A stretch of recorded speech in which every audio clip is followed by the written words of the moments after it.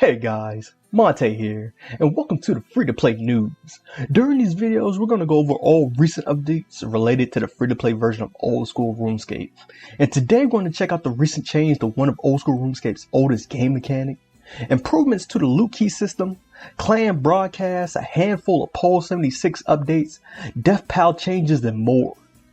But before we get to all that, I just want to give a huge thank you to all my supporters so far for helping me reach over 100 subscribers. I still have a lot to learn about video making, so seeing my efforts get this far is really motivating. I just want to give a huge thank you. So let's start off by going over one of Old School RuneScape's oldest game mechanic that was changed, the PJ timer. So what is a PJ timer?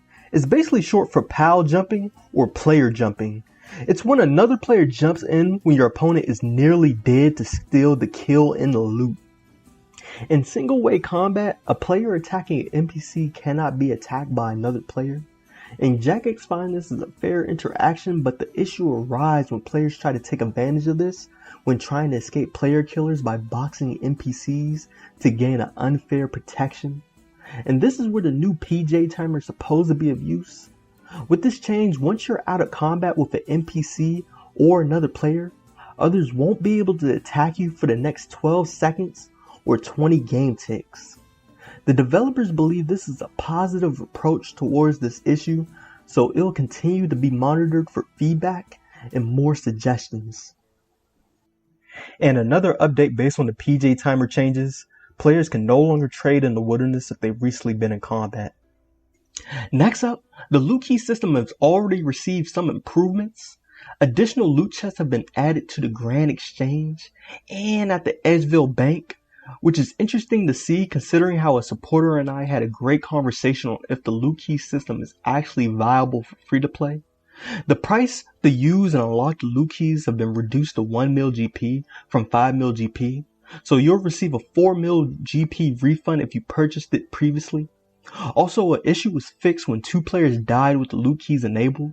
The first player who died, which was randomly decided, the loot would turn into a key, meaning the second player could claim the loot while being able to keep their own loot, which they should have lost. So going forward, both players who recently died in combat, all their loot keys will be destroyed. You can check out this video where I break down the recent loot key system and how it affects free to play. Clan and group Ironman broadcasts receive some great love as well. Clan leaders can now choose if only certain ranks can receive clan broadcasts, as well as enable any of the following options from a new collection log entry, whenever clan members kill another player, as well as whenever a clan member dies to another player, and one of my favorites, whenever you achieve 10 mil XP and the skill past level 99 will be broadcast. And now any hardcore Ironman deaths will be broadcast as well. Now on to all the live Poll 76 changes. The Barbarian Fire improvement is finally live into the game. The fire was moved one tile for some reason, but it can be left clicked, making it more convenient when cooking your trout and salmon. Also, this actually helps prevent players from accidentally standing on top of the fire, which would previously force players to have to right click the fire in order to cook.